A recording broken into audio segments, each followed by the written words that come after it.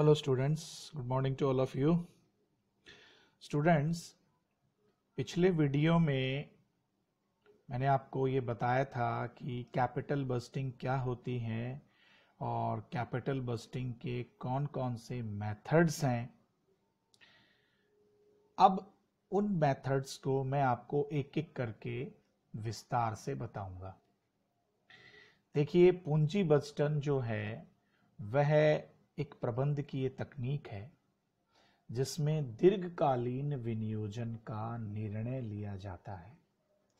हम हमारे सामने उपलब्ध जो दो विकल्प होते हैं उसमें से सर्वश्रेष्ठ विकल्प का चयन करते हैं और वो चयन करने में हमारी मदद कैपिटल बस्टिंग की जो विधियां हैं, जो मेथड्स हैं, वही करते हैं।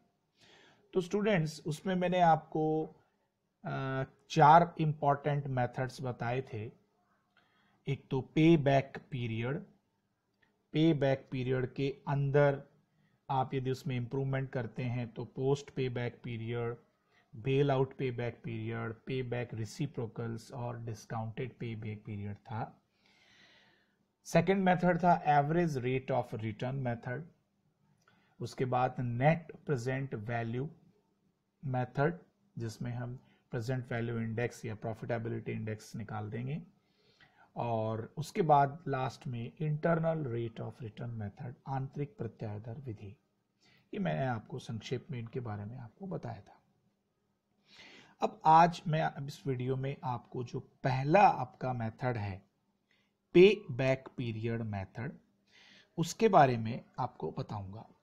तो स्टूडेंट्स, आप वीडियो की तरफ ध्यान दें। देखिए, पे बैक पीरियड मेथड यानी पुनर्भुगतान अवधि विधि क्या होता है? किसी परियोजना में विनियोजित राशि जितनी अवधि में हमें पुनः प्राप्त हो जाती है उस अवधि को हम पुनर्भुगतान अवधि कहते हैं। पिछले वीडियो में भी मैंने आपको एक उदाहरण से ये बात समझाई थी, दोबारा आपको बता रहा हूं। स्टूडेंट्स, आपने दो गाड़ी खरीदी या दो बसें खरीदी एक जैसे मूल्य पे। मान लीजिए आपने किराए पे चलाने के लिए दो गाड़ियां खरीदी आपने 20-20 लाख रुपए की। आप उनको किराए पे चलाते हैं। एक गाड़ी ने वो 20 लाख रुपए आपको 8 साल में कमा के दे दिए। 8 साल में आपके पास में उससे 20 लाख रुपए आ गए। और दूसरी गाड़ी ने 20 लाख रुपए के लिए 10 साल लिए। तो एक गाड़ी आपको 8 साल में कमा के दे रही है, एक गाड़ी आपको 10 साल में कमा के दे रही है। तो आप कहेंगे साहब 8 साल वाली गाड़ी 10 साल वाली से ज़्यादा अच्छी है। तो ये तो रैंक की बात हुई, पर मूल बात ये है कि हमने जितना पैसा विनियोग किया था, खर्च किया था, वो हमें जितनी अवधि में वापस मिलता है उस अवधि को हम लोग पे बैक पीरियड कहते हैं। जैसे यहाँ पे 8 साल में आपको वापस मिल गया। अब पे बैक पीरियड जब हम निकालते हैं तो हमारे सामने दो कंडीशंस आती हैं। पहली कंडीशन क्या है? When cash inflows are equal. Cash inflows क्या होते हैं मैं आपको आगे बताऊंगा। कैश इनफ्लोज वैसे हम लोग इनकम को कहते हैं, प्रॉफिट को कहते हैं। जब आपको हर साल का प्रॉफिट बराबर दिया हुआ है कि भाई हर साल का प्रॉफिट 20,000 रुपए है, ठीक है, तो वो कैश इनफ्लोज आपका इक्वल हुआ। तो ऐसी स्थिति में यदि आपको पे बैक पीरियड निकालना है तो आप देखिए, सिंपल सा फॉर्मूला है initial cost upon net cash inflow या आई बटा सी।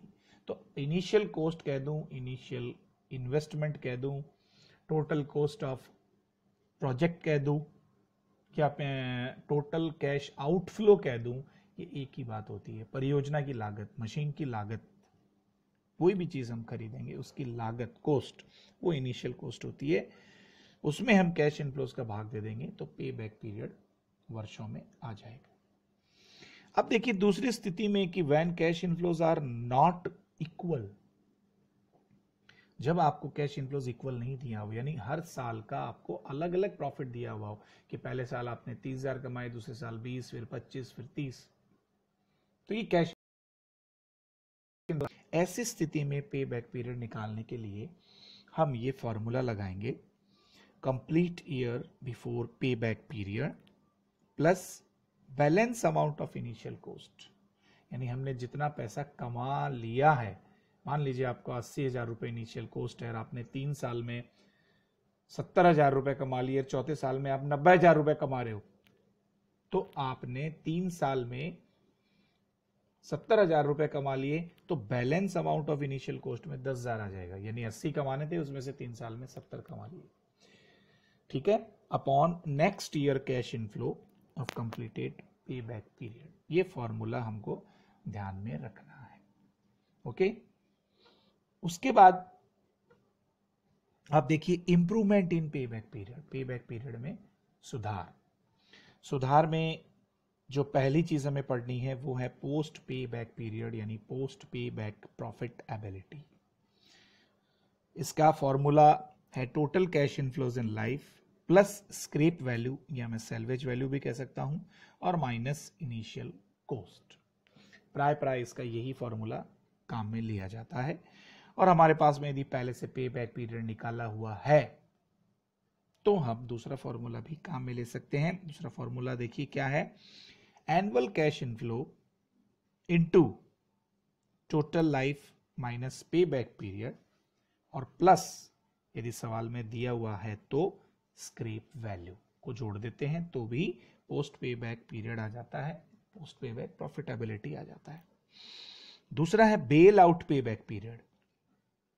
स्टूडेंट्स, जिस अवधि में संचयी बचत यानी कम्युलेटिव कैश इनफ्लो और निस्तारण मूल्य यानी स्क्रैप वैल्यू की राशि इनिशियल कॉस्ट के बराबर हो जाती है, उसे ही हम बेल आउट पुनर्भुगतान अवधि कहते हैं। ये वैसे जब हम सवाल करेंगे प्रैक्टिकल इसका स्टूडेंट्स, तब आपके और समझ में आएगा, क्योंकि इसका वैसे कोई दिया हुआ फॉर्मूला नहीं है कि इस फॉर्मूले से आपको बेल आउट पे बैक पीरियड निकालना है। तीसरी चीज है स्टूडेंट पे बैक पीरियड इन परसेंटेज, या मैं कहूं पे बैक रेसिप्रोकल, तो C अपॉन आई इंटू 100, यानी जो I अपॉन C था उसे आप उल्टा कर दीजिए, cash inflow upon initial cost और मल्टीप्लाई 100, जहां पे 100 से मल्टीप्लाई होगा परसेंटेज आ जाएगा।